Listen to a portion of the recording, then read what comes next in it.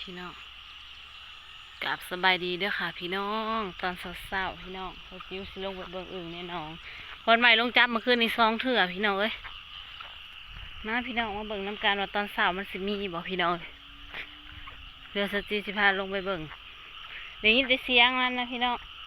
เมื่อคืนนี้ก็จะลงไปจับอึ่งสวดพรใหม่ลงไปแต่สจิวบ่เร็วอ่าพ่อพ่อพ่อพ่อพี่น้องสจิวพ่อของดีสจิวพ่อของดีนี่พี่น้องเห็นอะไรบ้านนี่พ่อของดีพี่น้องนี่พี่น้องเห็นคือกันบ่มันออกแต่น้องพี่น้องเอ้ยเห็นอะไรสิเอาได้บ้านี้นะเอิ้นพ่อใหญ่เอิ้นพ่อใหญ่เอิ้นพ่อใหญ่พ่อใหญ่เขาห้องน้ำนี่พี่น้องนี่ปลาคอใหญ่พี่น้องปลาคอพี่น้องเดี๋ยวสิล้มของผูกขามึงเนี่ยมันตายแล้วบ่นี่นะของสจิวหน่อยพี่น้องเอ้ยใหญ่ก็ใหญ่เลยนะสิเอาได้บ้านี้มาซอยกันได้ไหมพี่น้องสจิวสิลงไปวงอึ่งนี่พ่อของดีพี่น้องเอ้ยมันออกแต่น้องสจิวขออนุญาตเอาก่อนพี่น้องน่ะมันบัดมันบดีดมันนักกระดีดเอาขึ้นเมื่อไหวก่อนนี่เจอของดีเบิ่งพลตกแห้งเรียบร้อยพี่น้องเอ้ยแถวนี้ก็สิมีคือกันนี่ป่าสจิวอ่ะมันออกแต่น้องนี่พี่น้องใหญ่แห้งนี่มันบัดนี่มันบัดสลังแหงอยู่พี่น้องเอ้ยเดี๋ยวสิพาลงไปบังอึ่งเอาปลาขึ้นไปไว้ก่อนส่งสีเหี่ยพ่อส่งพ่อของดีพ่อ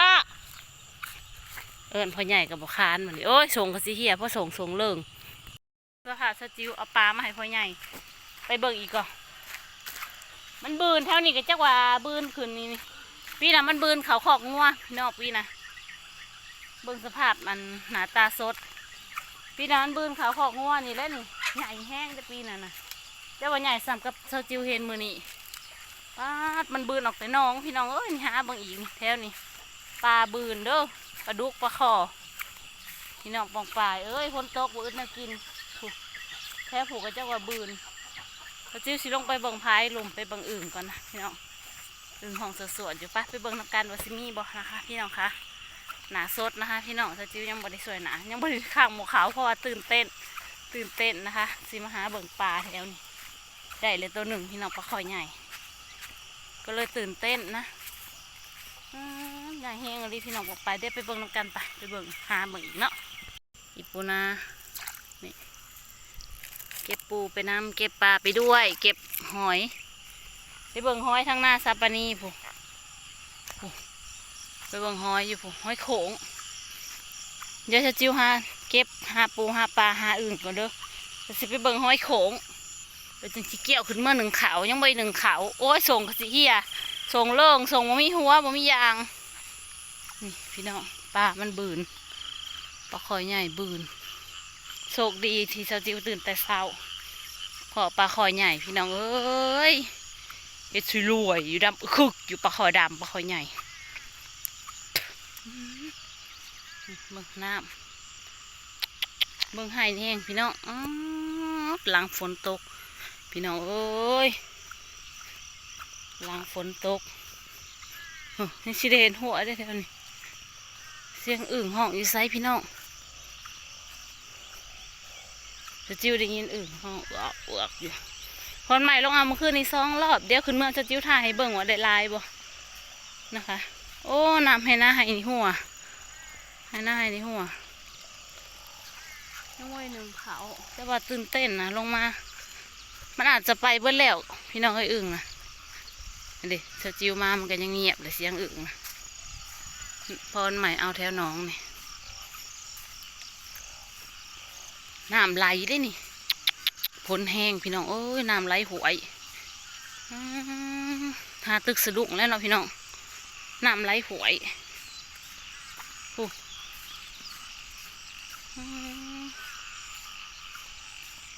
นี่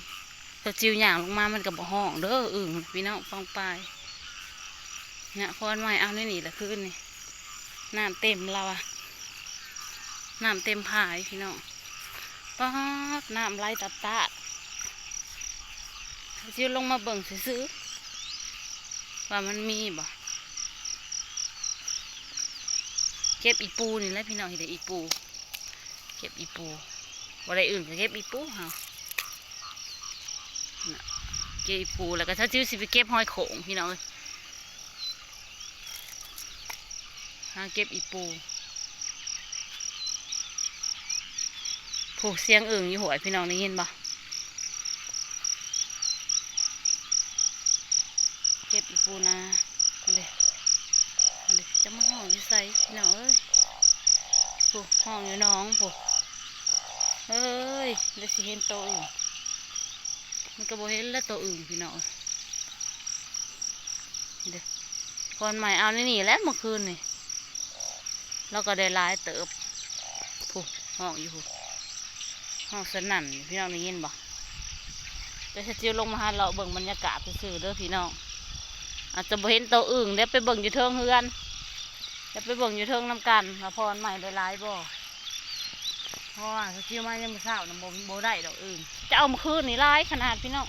ยันเป็นได้เป็นสอบก็มีแต่ว่าถ้าจิ้วพรใหม่บ่ได้เอาหลายเพิ่นเอาพอได้กิน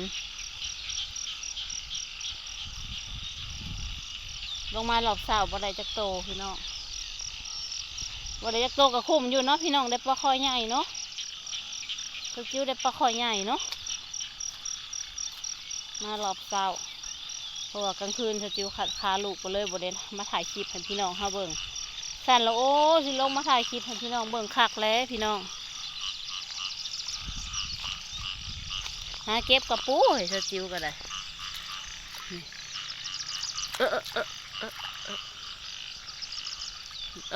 ครบมือโคนอีกอยู่โคนอีกมือ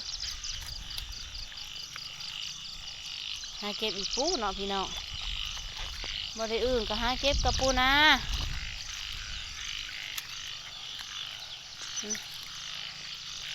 น้ำท่วมหูมันก็ออกมาแล้วกับปูก็ได้ก็เขียนห้องแซวน้ำไหล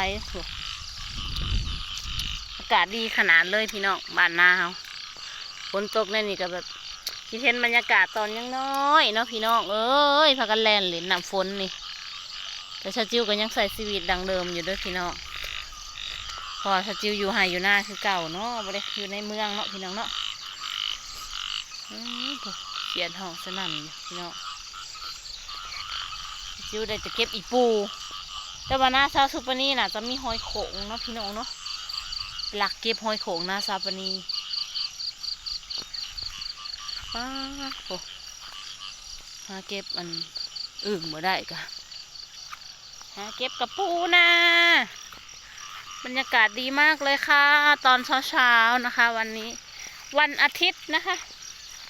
วันอาทิตย์สจิวพามาเลาะบรรยากาศหลังฝนตกตอนเช้าเด้อพี่น้องโอ้ยอากาศดีโคตรเลยพระอาทิตย์ยังบ่ขึ้นเด้อค่ะพี่น้องค่ะตอนนี้พระอาทิตย์ยังไม่ขึ้นนะคะผู้มันห้องอยู่หวยผู้พี่น้องอึ่งนะประมาณรอบเช้านะคะเราไม่เห็นอึ่งสักตัวเลยอ่ะ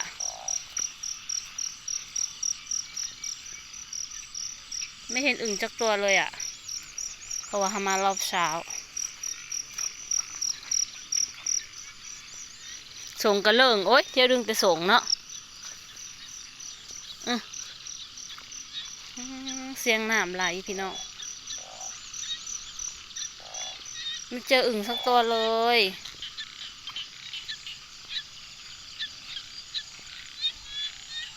พรใหม่เอาอยู่นี่แหละเมื่อคืนนี่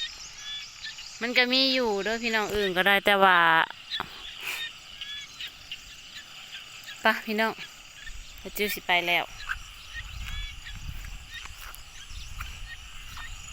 นะคะพี่น้องค่ะมันโบเห็นอึ่งจากตัวเพราะว่ามันแจ้งแล้วเนาะพี่น้องเนาะมันสว่างแล้วนะคะมันก็เลยไม่เห็นอึ่งนะได้แต่อีปูนาพี่น้องค่ะเบิ่งบรรยากาศดีเสียงอึ่งของสวดน้ำไหลห่วยเลยเด้อพี่น้องปองปายคือย่ำหน้าขักบาทนี่พี่น้องเอ้ยคือย่ำหายย่ำหน้าขักอีลีบาทนี่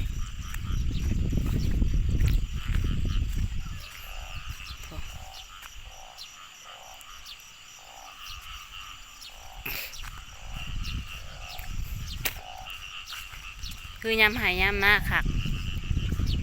บรรยากาศโคตรดี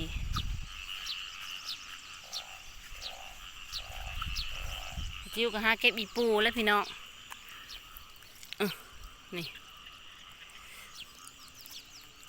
น้ำถ่วมพูมันก็ออกมาอีปูกันละ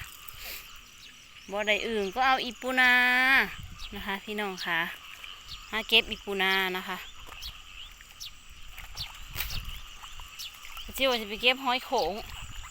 แต่ว่าหอยโขงมันพูดอยู่หน้าซาปานีพูดเด้ออยู่หน้ามีแก้วให้เก็บอีปูก่อน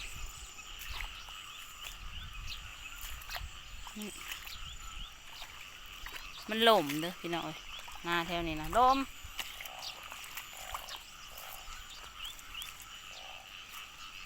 คนไปอยู่ใกล้มันกับมาห้องเด้ออึ่งนะ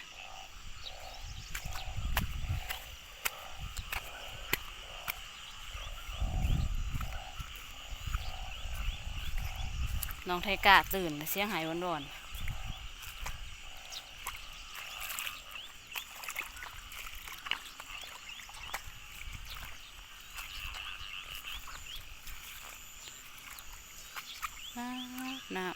ำเต็มให้เต็มคันผูขวดหมดดินยังบ่แล้วแล้วสิแตกเงาะพี่น้องเอ้ย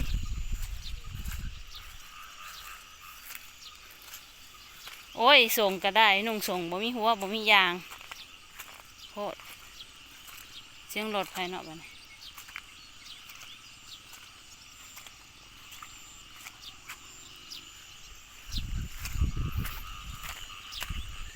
ร้อนใหม่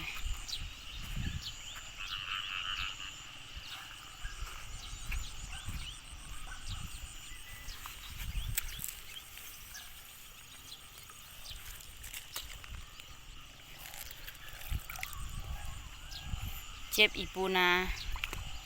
ผมมีหอยโขงพี่น้องเอ้ยหน้าซาปานีผมมีหอยโขงมีแต่ปูผมมีหอยโขง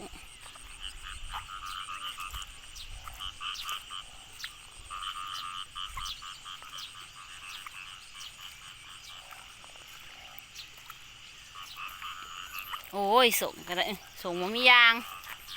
ส่งจีเหี่ยพี่น้องอีปูเก็บอีปูนาเอาไปทำเมนูอะไรกินพี่น้องขามันมีไข่เอ้ยมีลูกแล้วปล่อยมันเลยดีกว่าลูกเต็มท้องนะพี่น้องสจิวก็เลยปล่อย นี่มันมีลูกในท้องมันนี่แหละก็เลยปล่อยมันลูกเต็มท้อง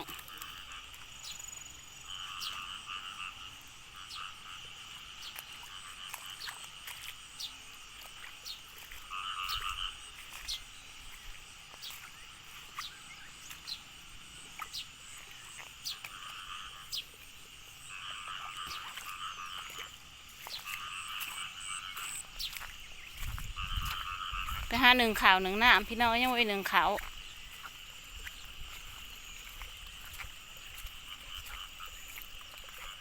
น้ำหัวน้ำหน้าให้ดีลายแห้ง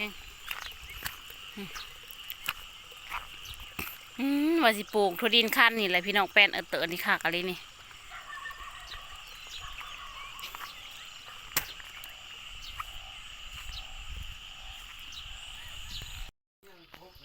ปลาข้อก็มีได้นี่